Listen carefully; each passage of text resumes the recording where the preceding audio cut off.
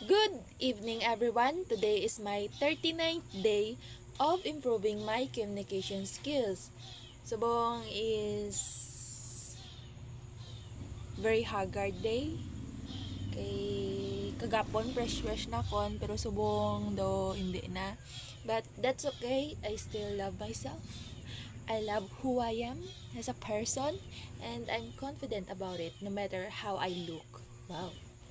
And then, regarding sa kon experience as a first timer sang pagpa-hair color, kagabi sang time gid nga nagtulog ako pagtapos ko video is hindi ko gidya kaya ang ano ba lang amoy sang hair dye tapos ang color ang ano gid ba lang tina sa kon buhok ga ano siya pil ko yung sulod sa akong utok kaya kay sakit-sakit sa akong ulo kagapon halos hindi ko makatulog miski gaano ko bala ginatry nga matulugan amo na tapos ang naging problema ko pagid kay as in niya gamay-gamay ko lang nga balhas ang tina balaga ano siya gaupod siya sa balhas na kon kag kalain gidya kay ga problema ko kay paano na lang ni bay kung buwas na may uniform naman ko liwat ang tina gakapit gid sa akong uniform although dali man siya matanggal gamit ang Sunrox but then daw kalain man sa isa ka puti nga bayo kung permi na lang bala sunrokan taga adlaw gani as much as possible guro plano ko nga 1 week lang gid ni ang kadugayon ang dapat magdugay ang akon nga hair color subong kay I cannot I cannot take responsibility nga paaboto ni siya 1 month. Siguro in order for me to do that, I will wash my hair regularly kay para dasig sa matanggal.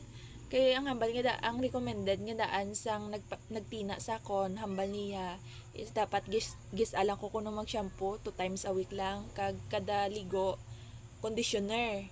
Magbakal ako cream silk conditioner. But then, since medyo hassle sa nga daan sa kon, although nanamian gid ko sa kon hair color, as in na-enjoy ko gid miski first time na kon na experience ni, pero nanamian gid ko. But then, ang ako nalawas ang nagapugong man sa kon, kay kabudlay gid akong dasig ka lang pamalason. And I cannot take that risk. Ilibay na gid nga daan nga dito mismo sa eskwelahan. Hindi man to nga daan private school gid. So wala aircon, permi mainit.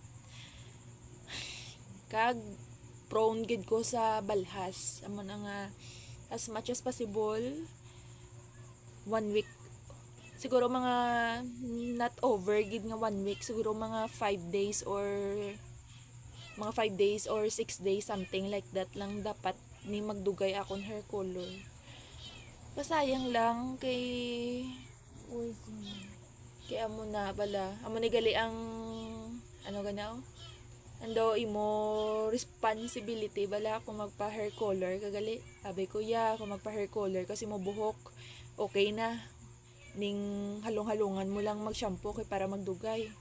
Pero way ko kabalo nga amo ni gali ang akon magiging experience nga nag-expected ko yung matagal ni siya bala nga maabot ni siya hasta isa ka bulan pero but then as far from what I expected amo ni ang resulta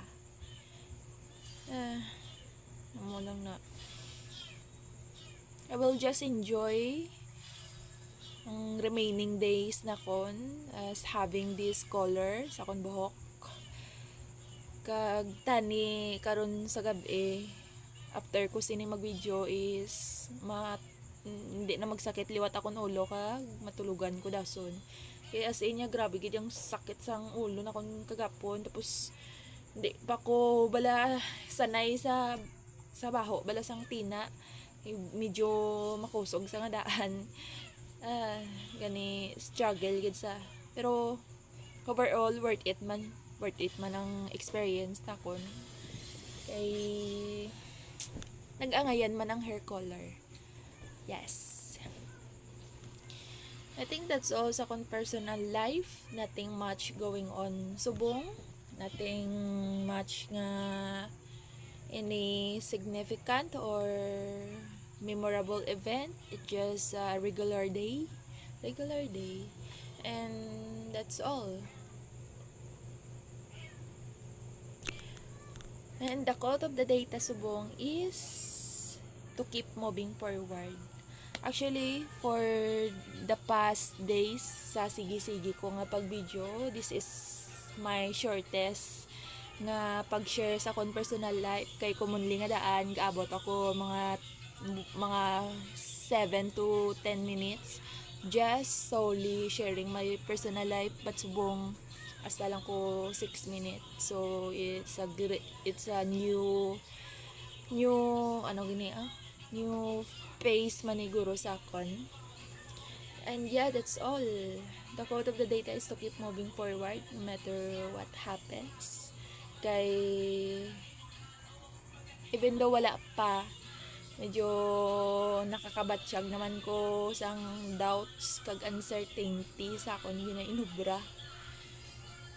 Kay even though yes, I gradually improve a lot for the past 1 month, almost a month, na ako nga adlaw-adlaw consistently sa pag-video. But still, there's a really a long way for me to go. Kag subong currently, I feel uncertain. Medyo uncertain ako, but hindi na siya ilugsad to nga literal nga uncertain. Gito kay wala ako kabalo kung sa din ako makadto, kung ano akong padulungan, but subong uncertain ako in a way nga medyo unmotivated or something like that. But I keep bracing myself to keep moving forward and be more consistent kaya sa pag-video. And there's a day nga I share a lot of realization and thoughtful lesson nga ako na learned man from the past 19 years na kon nga pagkabuhi. But there's a time man that I would like to keep quiet na lang and just go on making a video just to be consistent lang. But still, I'm currently, as always, enjoying everything sa akong progress, and that is the reason why nga even though there's a day nga hindi ako motivated, I'm not emotionally motivated, kag ready nga magpadayon, nga maging consistent, but still, I keep